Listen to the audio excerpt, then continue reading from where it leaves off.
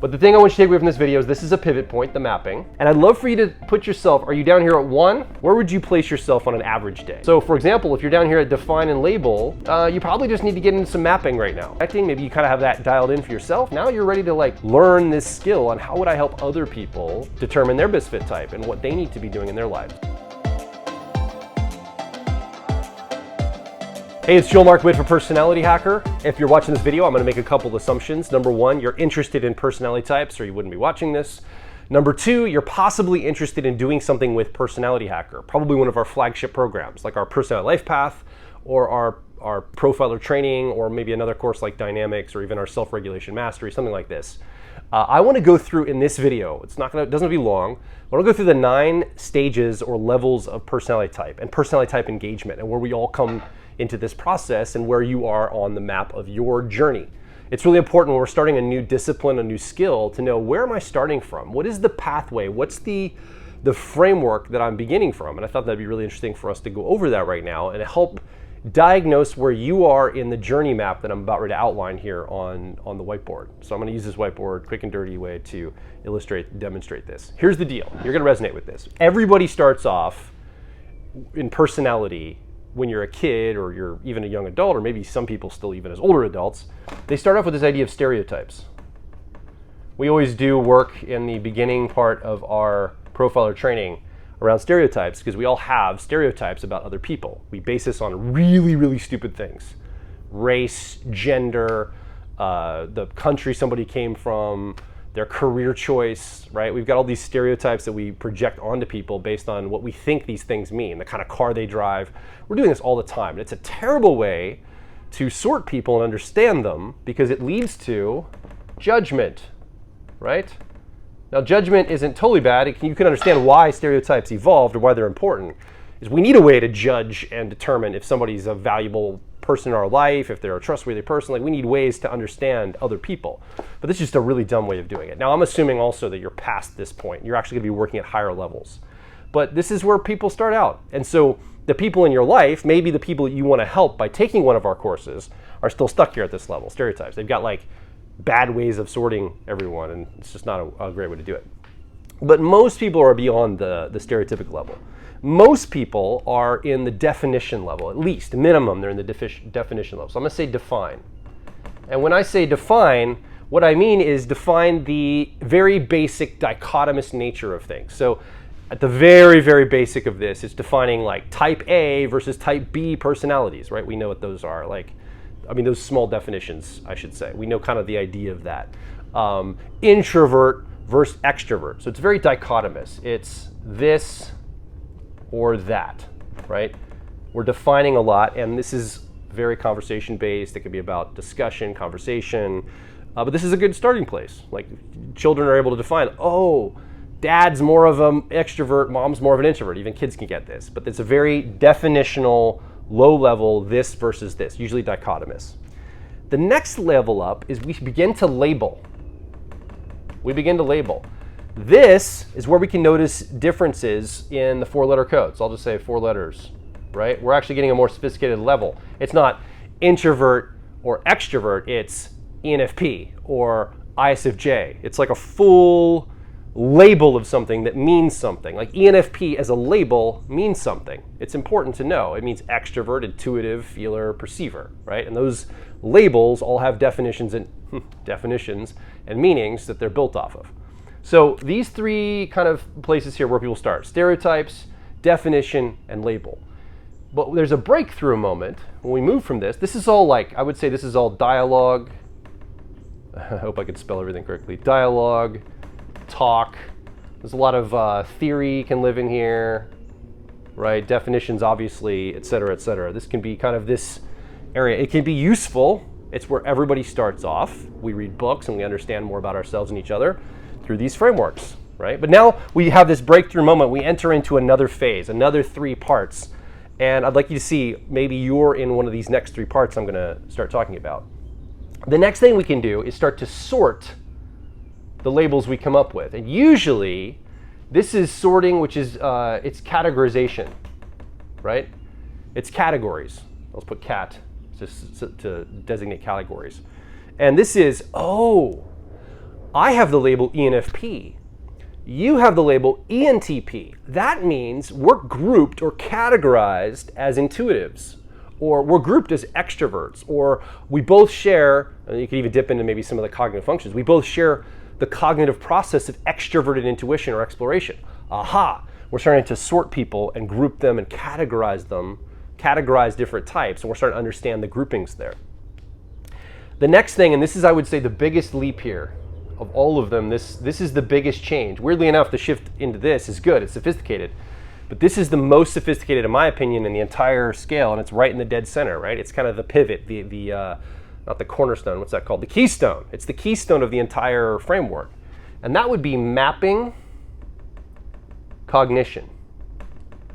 We've done a lot of work at Personality Hacker around this, right? Mapping cognition now moves away from just labels like a 4-letter code, or even sorting like, oh, look, you're a group of extroverts, you're a group of, I would say, somebody like Kiersey's Please Understand Me and Please Understand Me Too is a lot of sorting and categorizing by temperaments, clustering people into these different groups. But when you break out of that and you get into cognitive functions, more Jungian cognitive functions, I think you're stepping into the mapping element. And this is what me and Antonia have been talking about a lot with our students and with people that are around Personality Hackers. We say, it's not so much a label, right? It's not so much a type label that you have. It's more of a topography, not a typology, but a topography, a map of the self. We're mapping cognition. We do this here at Personality Hacker using our tool, which is the CAR model. We think the CAR model is a really great way to do this. It's a good way to show what's technically called the cognitive function stack. The reason why it's so great is it's a good way to look at the descending order of certainty for the cognitive functions, but we're also able to see the relationship between them in the CAR model. If you want to learn more, head over to personalityhacker.com/CAR model. There's a ton of information if you haven't heard about that. Hopefully, if you're watching this video, you're already up to speed on that one, but it's a great resource for you if you want to learn more about personality types. And this is a really key moment here, is to map that cognition. It unlocks so much. Then from there, the next step up is we can start to connect behavior, I'm not going to spell it the British way, I'm going to spell it the American way. Behavior to cognition, right? This is the ability for me to go, oh, I see why my son is so occupied by keeping his money and his room organized. He uses extroverted thinking. It's about resource management. It's about organization and structure. It's about getting things done. Well, no wonder my son, who has this in his map of cognition, his behavior is showing up now. Now I'm able to see the map, and I'm able to watch behaviors come from that map, which is really powerful, right? This is where we do a lot of work in, for example, our PLP program, Personality Life Path Mentorship, where we're helping you take the map of your life. We look at all of the 8 functions, and we help you map them out as a system. We're basically saying, okay, now you see the map. Now watch the behaviors that emerge in your life. Watch your friends and family's behaviors, your spouse, your partner, your children, the people in your life, your boss, your coworkers. Now you have the map of all these people and yourself in particular. Watch for how the behavior connects to cognition. It's a really, really key point. So this level here is all about starting to map the self and starting to get low-level ability. Not low, I wouldn't say low level, that's a bad word.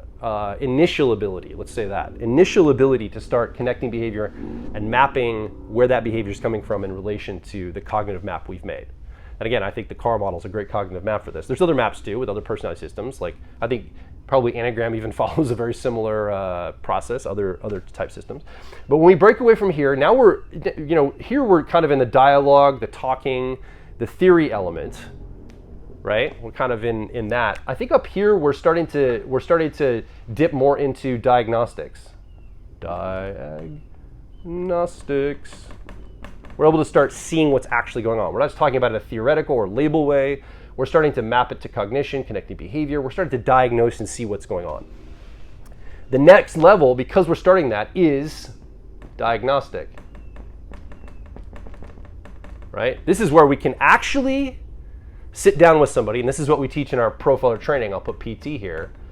We can actually sit down with somebody and ask them a set of questions for an hour, and we can help diagnose what their personality type is. So we can do it for their type, their personality, diagnose their personality.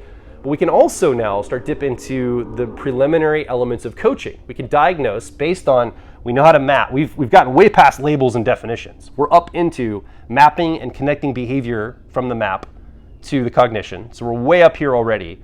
Now we're adding a skill to that, a method or a skill to that, which is the ability to now diagnose what their best fit type might be. And when we say diagnose, we mean offer a suggestion. We can't tell anybody what type they are. That's for them to determine. But we could be a Sherpa, a guide, and say, based on what you're answering and what our conversation's about, here's what I'm seeing you show up with. This is a powerful skill and a powerful step. Now, a lot of people think they're already there when they're down here at the label, but that's neither here nor there. But here we're diagnosing type. We're also starting the idea of coaching. Here, low-level coaching. And we like to say at the end of a really great personality profiling session, when you don't just understand that somebody is their type, but through the question set, through the conversation, you understand how they are their type, allows you to diagnose, right? If you know how somebody, by mapping their cognition, connecting it to behavior, you're able to diagnose them better. And this now opens up advice and coaching. Full stop.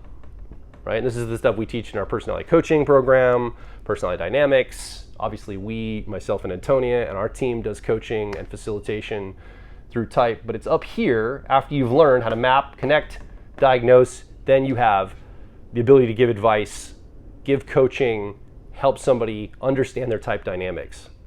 And then I think there's one level beyond this, which I think it's not, no one lives there. I think you can step into it. Sometimes in our PLP, I've stepped into this role in different ways. Like we'll be doing work with somebody who has to maybe go through a process of working something out on a parent that is a different type than me. I will literally embody through an archetypical frame, let's just put archetypes up here, embody certain energies of the cognitive functions or a personality type to role play with someone in one of our workshops, right? And they will embody a certain energy as well to be able to do that work. Now, maybe they don't have all the skill to get up to here, but we're helping them get to this place to embody.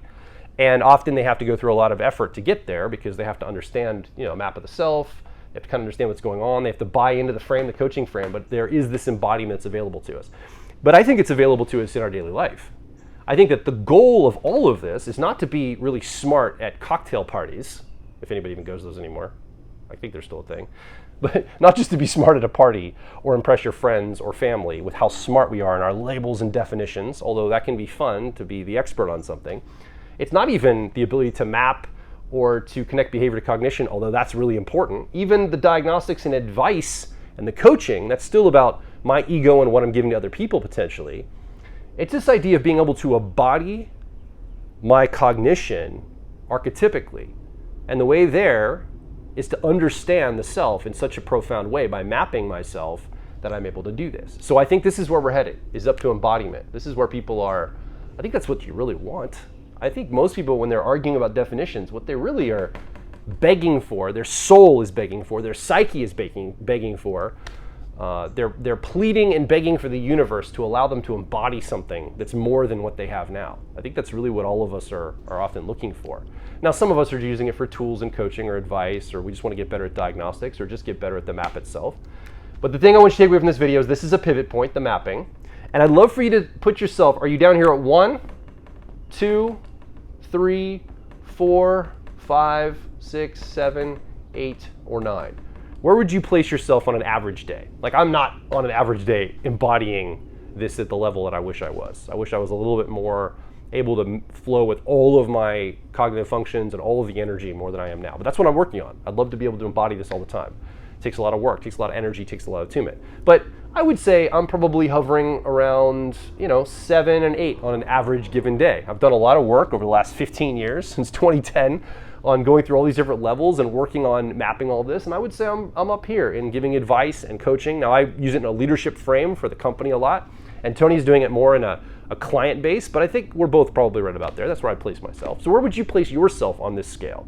And be honest, it took me a while to get there. Where do you, there's nothing wrong with being at a certain level, but it's nice to know where our level. So for example, if you're down here at define and label, you probably just need to get into some mapping right now. Maybe you need to get an owner's manual for your personality type, or if you already have that, maybe do something like our pillars of personality, or go forward with some other program that's going to help you sort and map the self better. Maybe PLP is the next step for you, right? If you're down in here, I think PLP is a really good first step. Sometimes people go to PT first, but often PLP is a good first step. So if you're down there, now if you're up in this area and you're sorting and mapping, connecting, maybe you kind of have that dialed in for yourself. Now you're ready to like learn this skill on how would I help other people determine their best fit type and what they need to be doing in their life. So I'd love to hear about this, where you're at.